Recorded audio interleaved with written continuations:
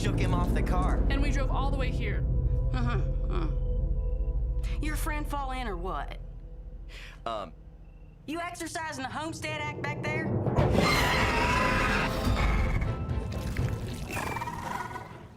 Let's bring out the real Weird Kidz. I think they're all stacked up back there, I hope.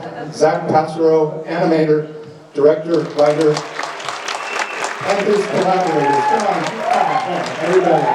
I think stragglers in our audience too. Let's go up there. Let's go up there. Brian, Sonny, Ryan, Angie, get up here. Let's spread out, guys. Spread on out. Fantastic. Zach, you want to introduce some of these folks?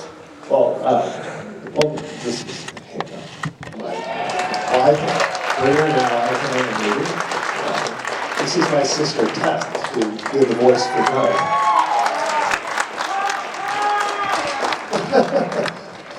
This is sound guru extraordinaire, Andrew Smetek. Color scientist extraordinaire, Esquire. Ryan, Come on up. Wyatt, and an awesome elder, and my best friend, producer of the years, best friend of the years and producer of the movie, Lucky McKee. And make sure what that is, Donna, and Fat, Brian Seeley, and Sonny Baker, who, the New York Museum, which is amazing. We've got crew and cast here. We're going to take some questions from the audience. There'll be some microphones circulating the aisle, so if you'd like to ask something, but I'll kick it off. Lucky, who is also an extraordinary writer and director in his own right, calls El Paso home now. We're very fortunate for that, but you were one of the very first in on the ground floor on this 8 years ago or whenever. So you would have seen the early drafts of the script, the story. You would have kicked all that around. Is it pretty much what we just saw? Had it changed a lot? Let's get some more mics out here, maybe. I think there's a couple more over here. Zach wrote an incredible script, and I had the pleasure of right when I moved into El Paso, we would just sit down and we'd go through like 10 pages of the script and just talk about it, and just more than anything, just to kind of hear what his intent was and stuff, and it just like from those talks and stuff, it got a little bit better, but the process of him making it, like there's a lot of writing that takes place when you're actually you get the thing on its feet and you start making it, and just seeing it come to life was just incredible. So I mean, it's just a tremendous amount of work for just a couple people to do, and then Zach, and it's just been a joy to just witness the whole thing. Well, I know you and I have watched this come along for years, and I don't know about you, but sitting in the audience once again, watching it, I still can't believe what I'm seeing. I can't believe it. All of this came from such a small, amazing group of people. Yeah, I mean, my favorite part of the night was this is the only crowd where there's an animated version of Charles Horak at the end of the movie, and everybody, oh, that was pretty cool. Zach certainly put a lot of surprises into the film. You gotta rock that ponytail though, Charles, I'm telling you, it's gonna work for you. Yeah, we gotta sell it so I can get my Porsche. And Andrew, I wanted to ask you, there's so many great sounds in this film. Andrew is an extraordinary one-man army of sound design, sound edit, sound mix. Anything that you heard came through his brain and his fingers and his board. You and Zach talking about the creature. It's a very distinctive creature. The sounds of that, I can sort of detect a few familiar things, but tell us how the creature sounds came to be. The creature sound.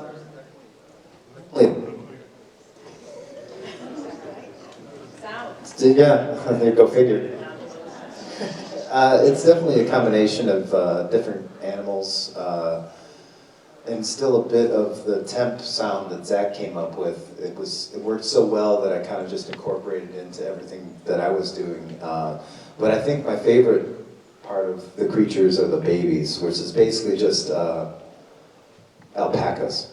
I have a friend back in Michigan that introduced me to an alpaca farm, and they're just so expressive that That's really all it is to it. They're just pitched way up and kind of edited for emotion. You know?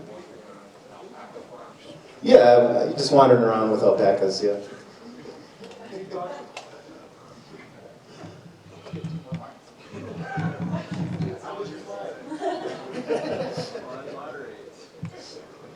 Somebody's got another mic up here. This one's working. So, and I guess just to wrap up that conversation, the amazing thing, this is the kind you work on. Thank you, sound man.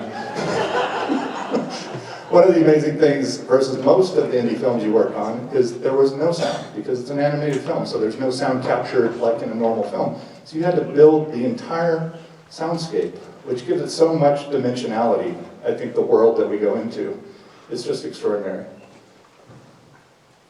And it's all attributed to a great director for allowing me to kind of just have that freedom and to show him ideas that, you know, just kind of worked, and, you know, and then also the cast. I mean, everybody's voice is so great. And the biggest thing is that I'm lucky to have get to collaborate with the wonderful artists that I got to collaborate with. Like, I'm so damn fortunate.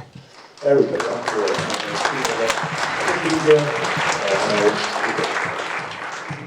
so fortunate. Okay, we gotta get the inside scoop on the woman who lived through this. Hannah, who did all the beautiful paintings, all the backgrounds. Hannah Passero. Apparently it was your pregnancy that caused this to come into being. Caused, yes. That brought this upon you and your household. Yeah. Were there moments where you thought, what have we done? Is this ever gonna end? Should we give up? Yeah, absolutely. It was an interesting time to have been working on something so ambitious, especially while having children. We were completely naive to the fact of what parenthood looked like, on top of being artists as well. So it was, there were moments definitely where we're like, what are we doing? What have I done? I had no idea what I was getting myself into, but it really has been such a learning experience, and just a communicative one as well, like being part of El Paso and those that have helped us and such an amazing group of people. That was what drove us, really. So it was intense, but it was, I loved it and I want to do more. And this was really your first film, right? Yeah, so Zach and I had worked on some shorts before, but yeah, first feature length with digital painting. I think there's some microphones floating around. Just wave your hand if you want to ask, and then someone will bring a mic to you. But before we go to the audience, I want to hear from an actor, Tess. You were Doug. Hi. Yes, I was Doug DDG. The star of the film. We didn't make you dress like a 12-year-old boy, but... I thought about it. I thought about rocking the mullet and cutting on some shorts and getting a backpack with a creature in it, but I just couldn't make it happen in time. But I know we've talked before that you'd never expected what you recorded to ever make it into the film. Oh, no. I mean, I thought what I was doing was helping Zach and creating almost like a placeholder for Doug. I had fun with it. I still really got into the character, especially knowing a lot of references and inspiration that Zach had, having grown up with him. So I was really excited to help and work on the project and voice that, but I thought that what I was doing was just placeholder for him to be able to animate around and to help like other actors, and I thought that he would replace it, and it stayed in there, which I'm super excited about, because I've been working on Zach's films since I was about 3 years old. And my first memory, I think, is of actually wearing a giant helmet and getting thrown off of the roof of our house into a giant pile of leaves in my first film called Revenge of the Midget Paratrooper that Zach directed. So I feel like I've been doing this for a long time with him and haven't gotten to really collaborate in adulthood, so I was happy to do it and happy that I got to be Doug. Okay, I think somebody had their hand up out here. We have a mic. Amit? Great movie. So the question I have is, does the location have any significance, since we have the mountains here, is it anything El Paso in it that you can think of? It's It's kind of a just like an amalgamation of like this childhood memory. Where I grew up, we were kind of out towards Highway 28. It was very secluded. The closest thing at that time, I think, to civilization at a certain age would have been like the Crossroads Shopping Center. I knew that was this guy. And so there seemed to be like this kind of secluded, isolated thing sometimes that felt like, so that's kind of the picture that it becomes. And I think the desertscape is really The desertscape, reminiscent of like yeah. El Paso and those areas as well. Absolutely, yeah. The Night Child is a great story. Zach, okay, what inspired The Night Child? The Night Child comes from, it's a creature that, so back in college, I was camping with some good friends, and we were out in this, the Cleveland National Forest, and it was late, and it was college, so we were doing college experiments. And midway through the night, out of the fire pit, this thing just crawls straight out of the fire pit. And I think Justin Stone may be here. He knows. Pretty sure what the heck is that thing? And it was this thing, it was like this big and this tall, and it had like, the fire was like shining off of it looked like it had skin, not an exoskeleton, and then it looked at its face, had the markings of like a fetus. So look at like a fetus with 6 legs that crawled out of the fire. And yes, we were doing experiments, but we were all seeing this thing at the same time, in the same, like, and we're like, what the hell was that? And it just like, we stared at it for hours, and then it eventually kind of scuttered away and like poked at it. It's like, no, this thing's alive and it's real. Later on, I drew pictures of it for a while, and later on found out it was called, what they call a Jerusalem cricket, or sometimes a potato bug. They're really freaky looking weird things. Child of the desert. Yeah. Then there you know.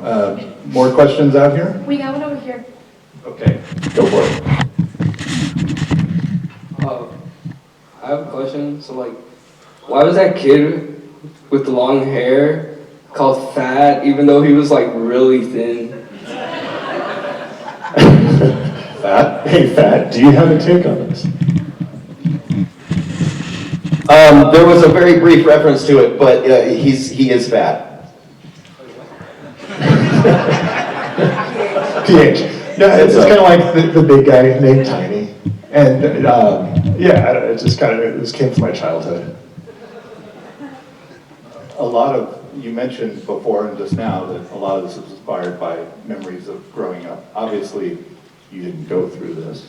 No. I know some of your cinema tastes growing up. Do you want to talk a little bit about the references that sort of inspired you and the direction of the film? Yeah, I mean, when it comes down to it, I've gotten to work in horror movies a lot in my career, and I do love horror movies and creature features and things like that. But the movies that were coming out when I was growing up were like these amazing blockbusters, these niche kind of blockbusters like Gremlins and Goonies and The Gate.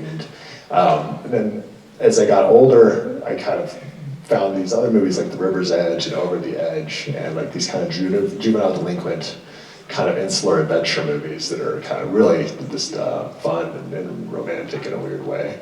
And yeah, so that all kind of was this influenced where this came from. And then also old sci-fi movies, and like back to, The Night Child is a relatable creature, I hope, maybe. And that goes back to like the old Universal monsters. The best thing about a lot of those old monster movies is that you cared about the monsters and more than the humans kind of like, oh man, those guys kind of suck. Another question we got out here? Over here. Hi, it was an excellent film, by the way. I'm a big fan of like 90s animation. This kind of really screamed 90s animation. Awesome. Yeah, that's a huge influence. Yeah. That was my next question. What kind of shows or films or animations or even creators kind of inspired your direction in this? Because I feel like I can pinpoint a few. Sure. At least in my reference, but what was the inspiration and the direction of this? Given the story and also my drawing ability, part of it is, I wanted to look like kind of a high school notebook. As far as my character design, I cannot speak the hand in hand as paintings or beyond that. Excuse me. But yeah, like Liquid Television and like kind of the weird independent animators are being employed, like that MTV was employing and putting to work at that time was pretty special. Like Henry Selick during that time doing his experimental animation. Bill Plimpton, Mike Judge, I think it's Dave on Beavis and Butthead and King of the Hill fame. And even later on, I've always been drawn to people that kind of get locked into a zone and create, whether they're regardless of what kind of animator they are. There's something about that, or not animator, but artists they are. That is inspiring to me when it comes down to it. I have a question for Eller and Angie down here, two more of our voice actors. You guys have made a lot of films and live action, but I'm just curious what that experience was like doing voice work. Have either of you done voice work before this? This is the only time that I've done voice work. I really would like to do more. Yeah, I mean, it's like, coming from acting on cameras, especially just kind of the way that my relationship with that has been, like, doing the voice acting felt like a relief, I think, there was a lot of freedom to play around and not have, like, the object of the camera in the room and the, like, abstract observational pressure of that. And also, like, this is like when I became friends with all of these people. And yeah, it was fun. Those times, like, this was low rent, like Smetek does amazing sound, and we built this little sound booth in McKee's guest bedroom at the time.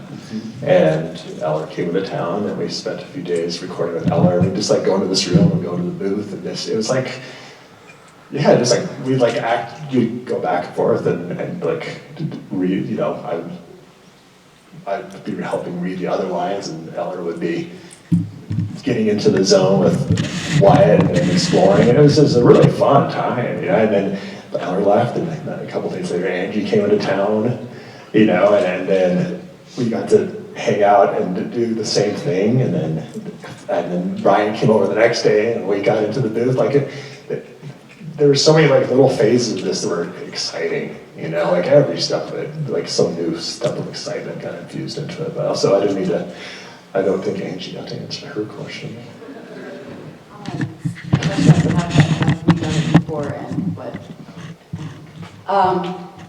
I have done some before, but not of this type, like commercial voiceover, I haven't done a role for an animated picture of any kind. And I would do it again and again. I would love to do it again. We got to do it more. Angie did Dewana, by the way, which is like my favorite character. And Ellie did. We have another question out here in the audience. Yes. Who's got a mic? Yeah. Hi. Can you describe your process for animating the lip sync to the actors' performances, the voice performance? Oh, there. I'm sorry. It took me a moment to figure out where the voice is coming from. My process. So I realized early on. I mean, I've worked on normal animated films since I was kind of in my first jobs as I came out of school, and I learned the whole process, different stuff. Got to watch it from afar. And a lot of times, the next step after recording would have been, I would have edited together the whole movie with the voices, and then I would have storyboarded everything and timed that out with the voices. And I just realized that was going to take a lot of time, and that wasn't, I don't know, there was something about that that I didn't like. And so I realized, let's take it one scene at a time, and we'll keep it fresh. And it's kind of like every day on a normal live action shoot, like every day it's kind of like this fresh kind of take and this fresh influx of energy. And so I was like, okay, well, I'll edit together the first scene, and then I'll thumbnail it out, not storyboard it, because it'll take too long to storyboard, and it'll take a little time from animating, which is going to take long enough. And so once that was done, then I'd edit it together, and then move forward from there and start editing the next scenes and voices. Oh, matching their. Yeah. Oh, the lip sync was that took some time, actually. That was, there's like some set phenome and like, probably mispronouncing that, but like the consonants and the vowel sounds each kind of have a different mouth shape that doesn't always make sense. Once you kind of nailed it, there's about 5 of them, 6 of them. And once you can hit those, if you can hit some of the things in between, it's all right. But if not, it kind of still sails forward. And once I figured that little trick out, it really got a lot easier. While we wait for the next mic to get to somebody, but I wanted to ask about the color, because, you know, we watched this for years come along, and Ryan here is the colorist, Melissa out here wave, she owns Cheeky Monkey Post, an amazing color firm here. So if you know regular filmmaking, you know, you get to the end and then a colorist gets involved because the footage usually doesn't look all that good until the very end. This, you were actually animating and creating an entire world with color, and presumably the colors you liked, and we were watching it and we were like, this looks amazing. And then you go and sit down with Ryan, and a couple days later I'm looking and it's like, what just happened? Because it's now, it's alchemy almost. So Ryan, I don't even know if you can explain the complicated process that you go through for lay people, but if you could try, it would be interesting, I think, to hear what happened. I do it till it looks good. That's really what everybody does. We do it till it looks good. Actually, I was very humbled when Zach asked me to do color on he and Hannah's work, because I'm like, you know, like Chuck said, you know, movies are one thing, but when someone has already drawn something by hand, that's a piece of art. And I was just completely, you know, taken aback when Zach said, I'd like you to do color on our movie. And I said, Zach, just please understand that, you know, it's an awkward place for me because I think it looks great. You know, these guys, the talent and the humility and the artistry, I'm honored.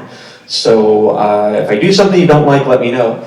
Well, we got into the theater and I start, you know, saying, and to Zach's credit, he's such a great person and he lets you speak as an artist. He takes that in himself, he filters that through his creative process and gives you feedback, and it becomes this synergy. So when we're doing this, you know what that's like. So when we're doing this, you know, he's like, so, you know, take it for a couple days, try something out and let me know. Well, I looked at this movie and I said, you know, maybe these hues or these tones kind of portray what your emotions are, because that's what a colorist does, whether it's, you know, animation or a movie or even a commercial. You're looking at it and you're like, what's the emotion here? And what colors translate to what emotions? So my job as the colorist is to remove all the science and all the technology from the room and just listen to the emotions are trying to convey on the screen, and I translate that into color. So some of the stuff didn't touch at all. Others, Zach had me go in and kind of do some other ideas that bring certain tones and hues, like when they're all crying. You know, he had a certain color palette for when they drew it, but when they're crying, we kind of went with more pinks and the tonal qualities that you see in the desert that a lot of people don't experience if you're not in El Paso. So when you mix that, it created these kinds of emotions that they have in the car. So as a colorist, that's what I do. And you did it very well. Okay, I think we've got a mic in someone's hands right down here, Carlos. What was your first idea for the movie? What was the first idea? Yeah. Tossing your sister off a roof. Can you remember back 9 years ago? No, I mean, the first idea was, it was the kids. It was everything at once on a song, if that makes any sense. But it was everything at once in a time. But it's like, and that came living in the suburbs, even though I didn't grow up in the suburbs, but living in the suburbs in this desert in El Paso, this imagined kind of El Paso and desertscape. going to campouts in the desert, or like driving out and having late nights in the desert by a fire, which is just something if you grew up here you end up doing. And honestly, the story keeps going, and then there's I probably made too much of a story, but yeah, there's more to it, and a lot of the stuff that happens after this started to inform what happens here, basically, if that makes any sense. I wish I could give you a more exact, like, just it was the creature, I wanted to see it coming out of the ground, but it was kind of more ethereal. It was like this feeling, this time, this place, and it like grew. I don't know about you, but I bet like every audience member I've ever talked to, when the movie started, you never had any idea where it might end. It just gets crazier and crazier. Let's do another one here. This one's for Sunny. Did you know what the movie was going to look like before you started composing the music? How did you even get started? Oh, I missed the last. Can you repeat that last part? How did you even get started with the songs and the songwriting?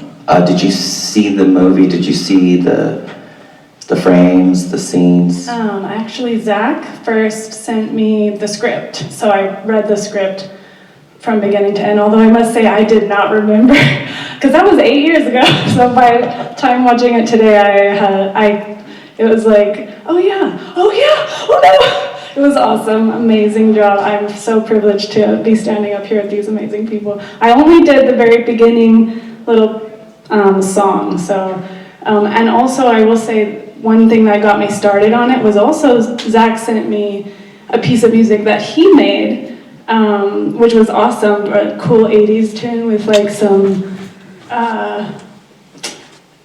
It had like weird like faux 808 sort of yes, stuff like that, yeah. And cool drums, and I really latched onto the drums. So I actually took some of the sounds that he used, and that was my first layer, and then I kind of just got a vibe for the script. And you also saw like one of the few people that saw this early like proof of concept. It's like a 2.5 minute animation got finished, and it was the kids hanging out in the suburbs, and like kind of a hint of what future adventures would be for them.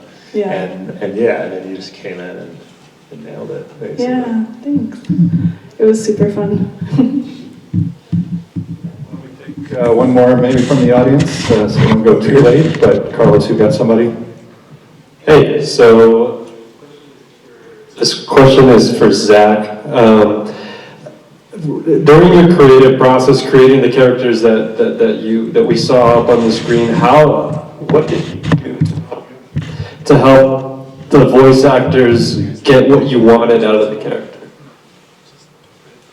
The people that I got to work with, I mean, they're all, once I had the characters designed, I knew, drawn and designed, and the script done, I knew exactly who I wanted to work with, and all the actors, and they're people that I love working with. They're all people that I'd worked with before in different ways, or seen them work, and I, it's like Brian and I had worked on like commercials and stuff before, and I always just like remembered Brian and his voice, and it's just like one of these days, you know what I mean? It's like when it came up 3 years later, it's like, oh yeah, Brian and start, and so things like that. It's just like voices were there, and they're people that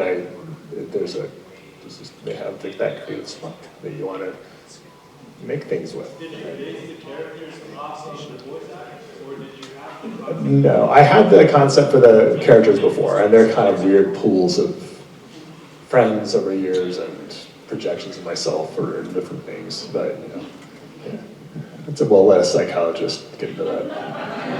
Why don't we wrap up with maybe an update on current status of the film, and it is finished. Although Zach, I swear, every week says, "Oh, I made one more little tweak. We've got to re-output it." Right, Ryan? It's like, can we do another color session?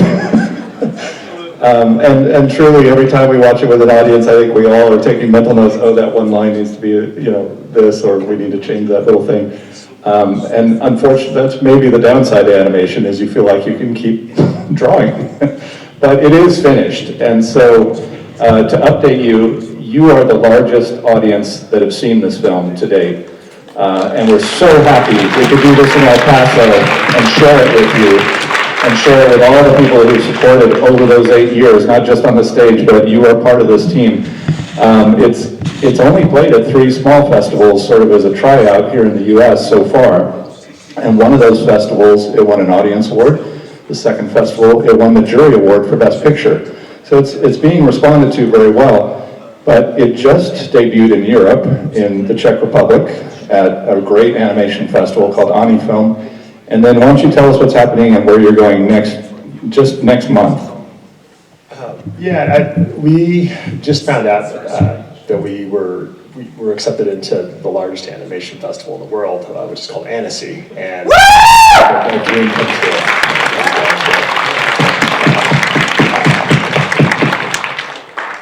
So yeah, we were so damn excited. Yeah, I cried when he told me. I got a tear, or more.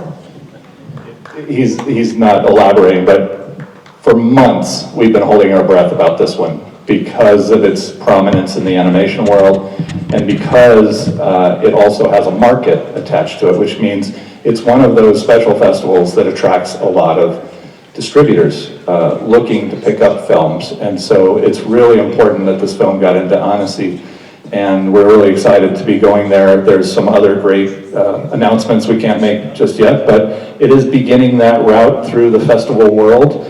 And as I mentioned at the beginning of this Q&A, if you would love to help us take this Weird Kidz, take this El Paso made product out into the world and hopefully get it onto TV screens and maybe even theater screens at some point, we could surely use your help, and we would love to add you as a Weird Kid. So just snap a picture of that QR code. The cards are outside. If you've already got one, you can take it home. You can do it tonight, tomorrow, whenever. Every penny helps. The costs of submissions, the costs of travel, the costs of outputting these films and shipping them, even as hard drives, it does cost something. And I think we are very bullish with the reactions we've been getting that the more festivals we can put this into, that eventually we will attract a sale, and you will be able to tell your friends and family around the country and around the world, go to blah, blah, blah, click on that thing and watch Weird Kidz. So thank you all. It's a great collaborative team. Zach Passero and his Weird Kidz. Thank you all for coming out tonight. You can see us under the marquee if you want to shake anyone's hand or ask more questions, but we are so delighted that we could share this with El Paso. So thank you. Have a great evening.